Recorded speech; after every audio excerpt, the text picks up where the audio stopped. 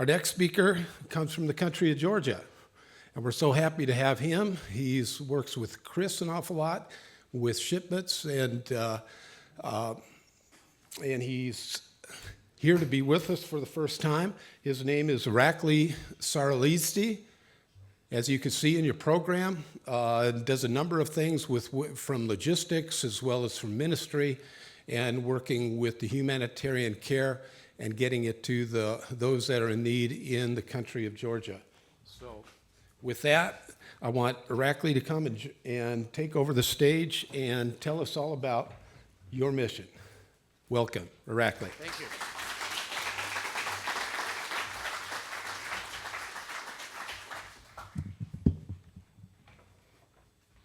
Hello, everybody. My name is Irakli, and I'm from the Republic of Georgia. And I'm very happy and I'm very glad to be here. Closer? Okay. And let's start the presentation. He's too tall and I cannot reach. Okay. I represent the organization, the Union of Investments and Humanitarian Project. Our organization was created in 2014 in the Republic of Georgia, and it was created by one of the municipalities, which is called Mtskheta. It's a small town, Mtskheta. So in Mtskheta it was created. Before UHP, there was a local NGO, Adamiani, which had positive working milestones working since 2008, and we've been working with international donor organizations such as Counterpart International, International Relief and Development, Helsinki Acts, AMCOR, Church of Jesus Christ of Latter-day Saints, International Fire and Relief Mission, Lutheran World Relief, and Orphan Grain Train. UHP is a needs-based organization, and we work with local institutions, with local NGOs, including orphanages, homes for elderly, and IDPs, which is internally displaced people. And unfortunately, we have many of them because of the recent war conflicts.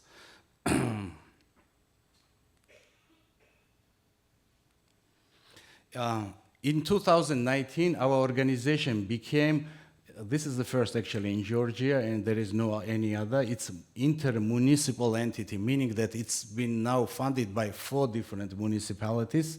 It's Mtskheta, Dusheti, Tianeti, and Azbegi. According to the Ministry of Internal Displaced Persons, in our region of these 4 municipalities, there are 10,864 internally displaced people in our region, and we work with them. So, and our office is located in Mtskheta, downtown, small town Mtskheta. Address is 136 Aghmashenebeli Street. Our country is small. It is only 69,700 square kilometers, and the population is 3.7 million. Unfortunately, recently 1 million left the country, and they are because of the unemployment, labor market, and war conflicts, and they went to other countries mostly to search for jobs. So we have 2.7 around. This is the statistics. Christianity is the main religion in the country. 87.3% are Christians, and among them 83.4% we are Georgian Orthodox Christians, and 3.9% are other Christian denominations, and Muslim population is 10.7% and 2% others. Christianity became official state religion in 326 AD.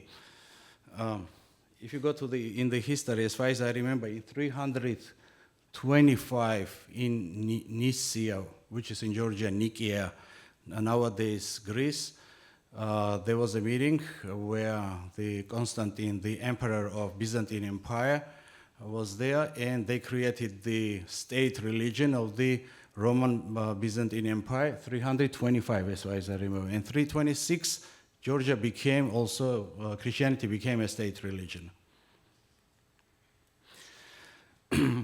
This is our small town, Tscheta, where we are located. And you can see in the middle there is a church. This is #1 church in Georgia. And our office is located 5, maybe 7 minutes walk behind the church. You can see on the picture. And the first church was built in 5th century, wooden one, then in 7th century, stone one, and the last version you see it's built in 12th century. There are 12 regions in the Georgia, and we work on the map. If you see, our region is 9, Tscheta-Mtianeti region. There are 4 municipalities, so we are #9 region. However, we started to work in our region, then we started to expand to the east, to the south. These days, we almost cover entire Georgia. As I mentioned earlier, we have internally displaced people, more than 10,000, and I mean, we had a little war in 2008, and that's why we have this new wave of IDPs, but before we had also around like 280,000 in previous conflicts.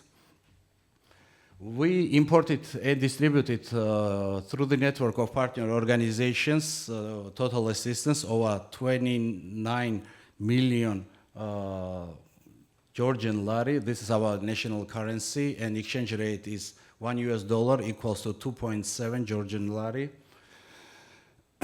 As I mentioned earlier, we operate since 2014, and we are already 10 years. We imported customs cleared duty-free and distributed roughly 70 40-foot containers total. So our project, so we provide assistance to IDPs, orphans, disabled, pensioners, multi-children, vulnerable families, to medical institutions, and we do also small other projects as well.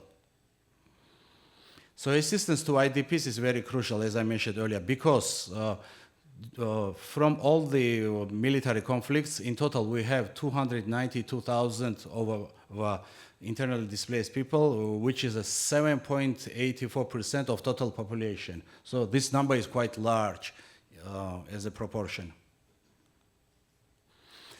This is a new IDP settlement since 2008 war.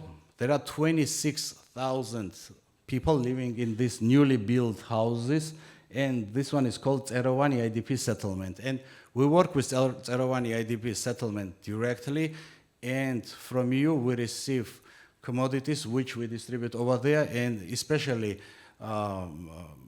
meals, MREs, which we receive, containers several times a year.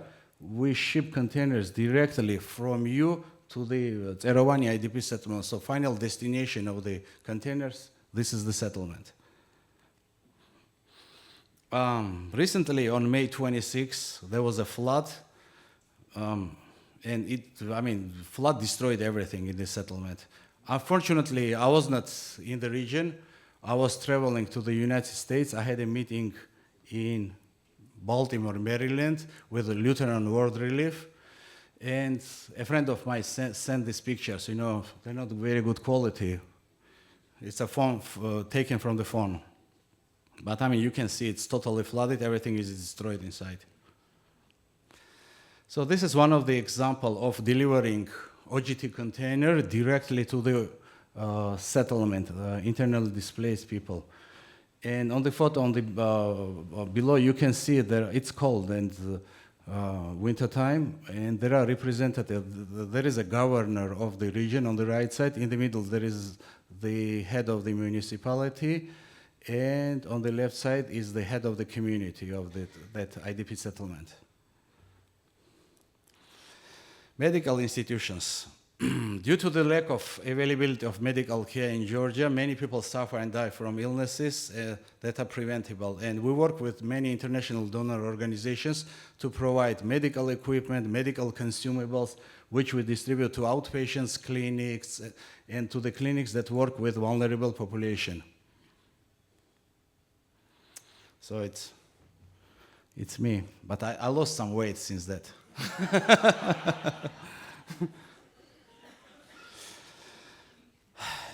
Assistance to single lonely pensioners.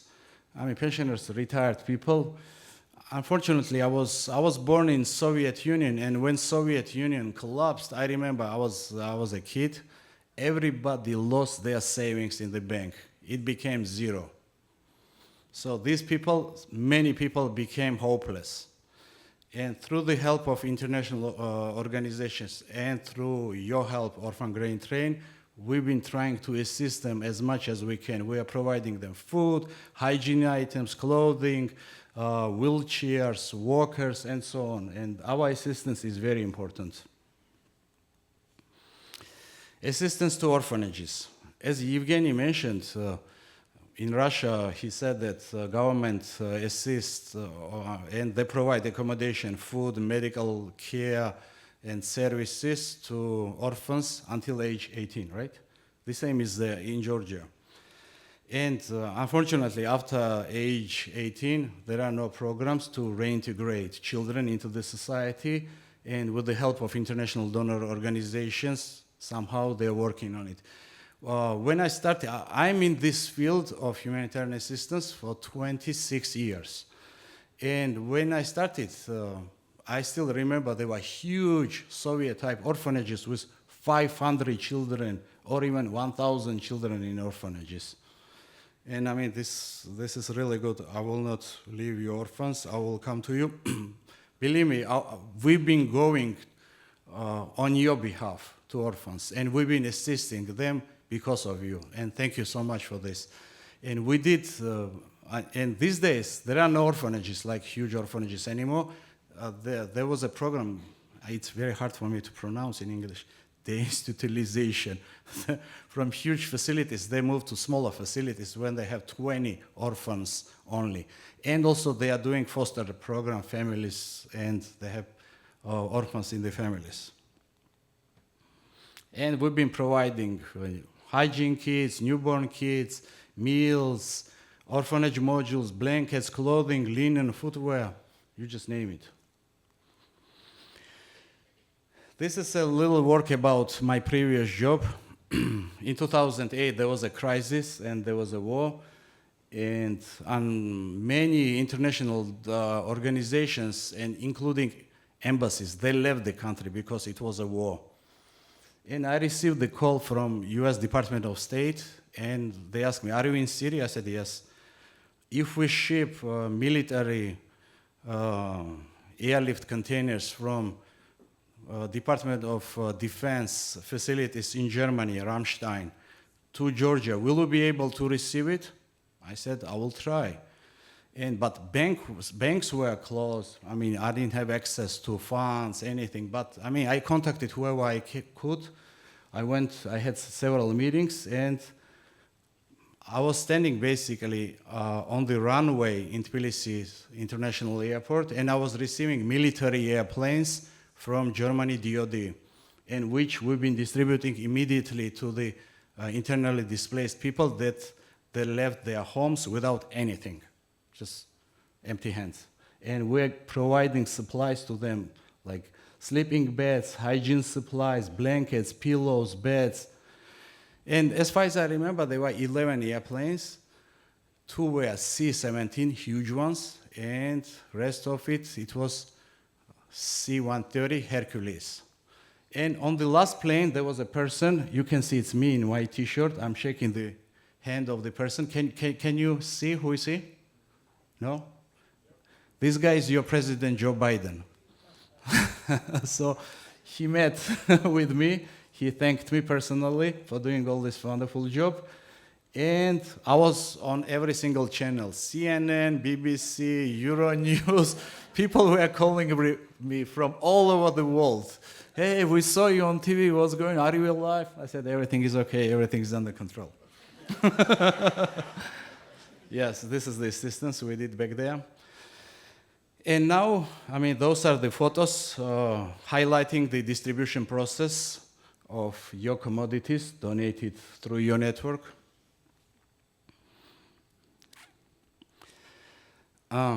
The difference between our organization and local NGOs, there are cons and pros, but mostly pros. If you are a local NGO in Georgia, you don't have anything. Everything is on you. So you need to go do needs assessment, meet someone, create, write down, ask, call. In our case, it's easy because we are funded by local municipalities, and one phone call to the municipality, hey, how many do you need blankets, how many do you need, and they have everything by lists, and it's easy, we go there.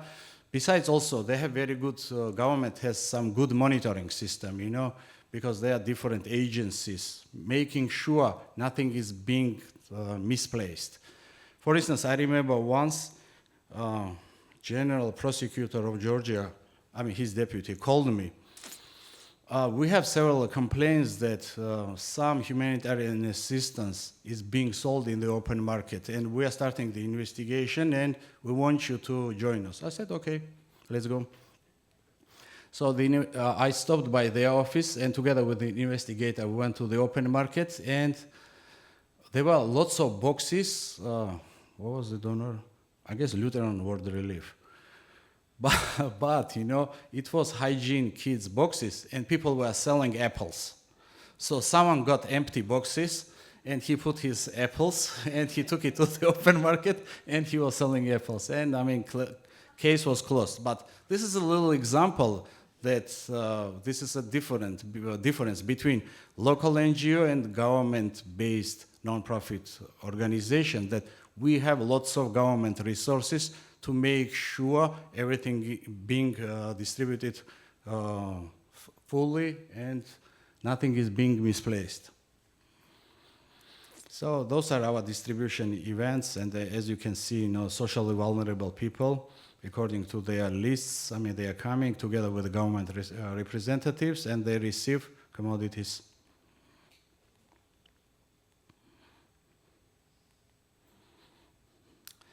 So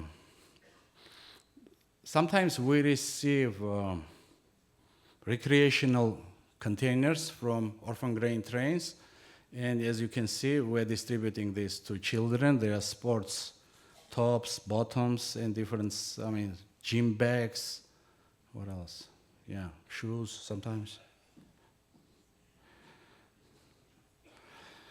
It was a long time ago, I guess 10 years ago.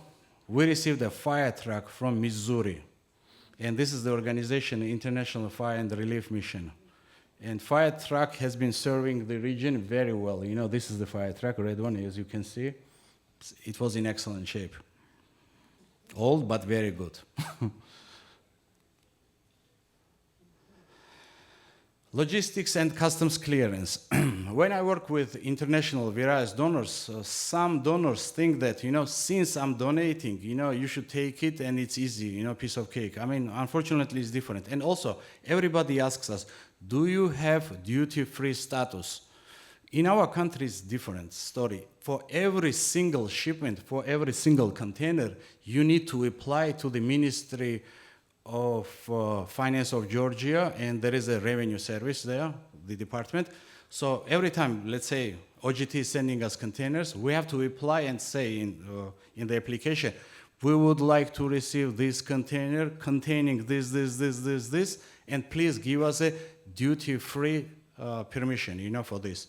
And they review it. If they have some questions, they ask us, and then they say, okay, so you can import it as a duty-free.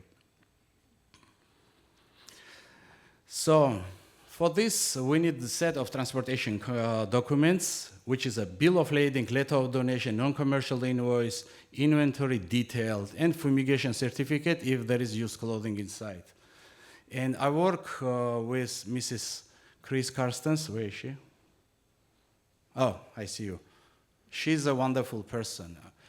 Her documents are flawless. They're perfect. And we've been operating 10 years, and I don't recall any case where we had any issues with customs clearance, with government, or with transportation demurrage fees or something, because we have excellent set of documents prepared by Chris. So thank you once again. Our budget is very limited, unfortunately. We're only 5, 6 people in the office, 5 full-time, one is like part-time. And we don't have a warehouse with forklifts, docking station, unfortunately, yes. We have small warehouses, usually donated by people, by organizations, and so we always change the address of the warehouse because we don't have a full-time warehouse. So this is one of the example in downtown city, not downtown, suburb of the city. We receive the container and this is how we unload it. We make sure there is a seal intact. We take photo, I send to Chris, and then we unload it and we do the inventory process, we count, and then we provide inventory report. Besides, we do water sanitation projects in our regions from, those are the donations from international organizations, and in total we did 1.5 million Georgian laris, and 4, 5, 6, 7, 8, 9, around 10 projects in total we implemented. And this is the process of drilling wells for the water, to provide water to the villages.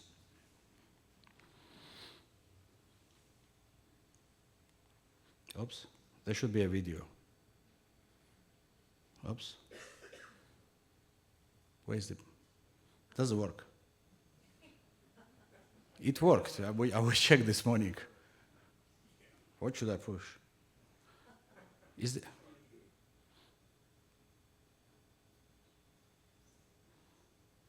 Doesn't work. Okay, let's skip it.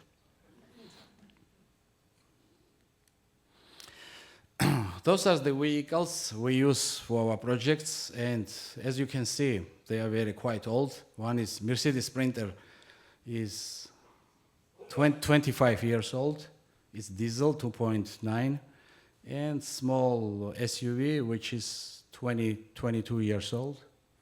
And unfortunately, they are very old and they keep breaking down all the time. Yes.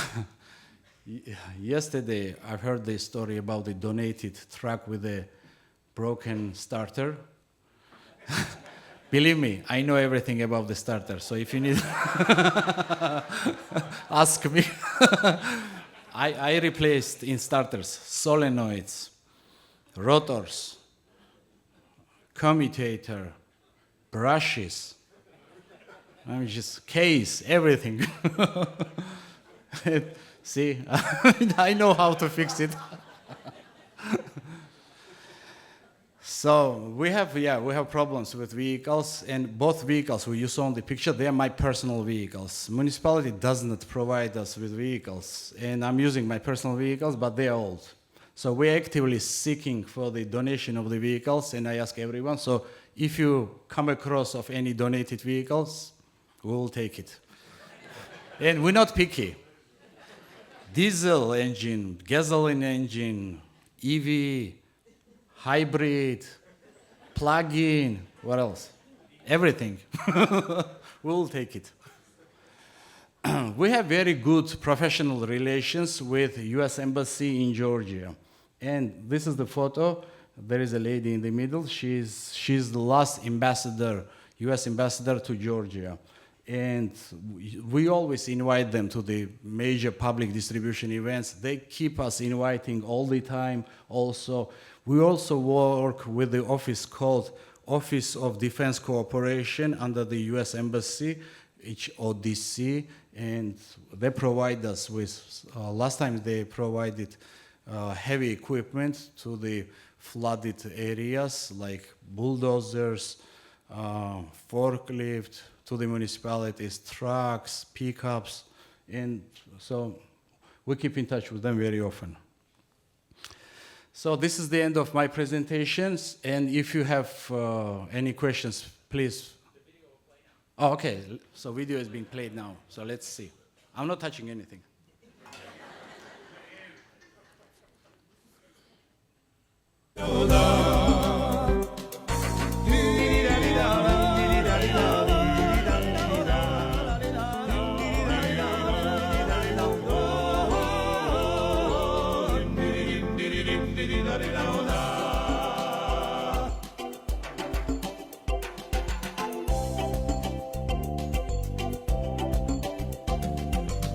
მეგობარი თუ თხავს გვერდით ვერ დაგაკლებს ვერას პრობა რინდირირამ დირირიმ დირირარირაოდა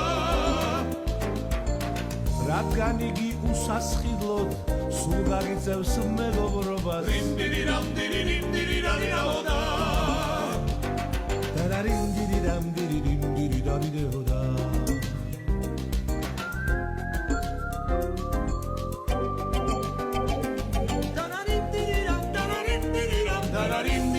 Diriram, dirirariraoda.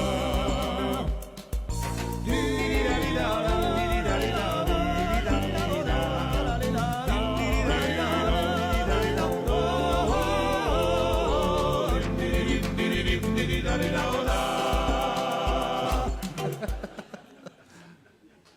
Thank you.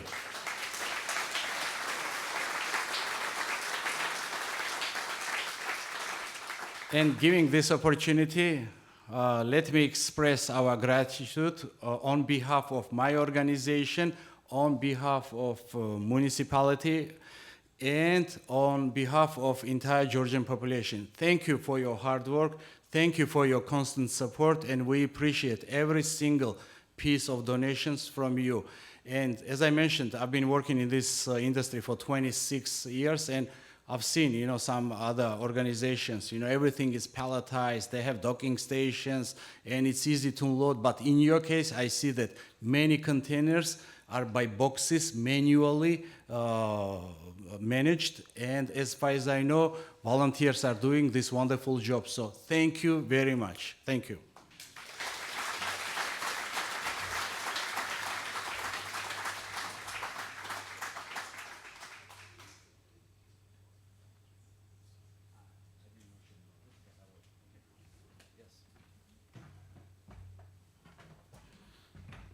Oops, this one. Yep.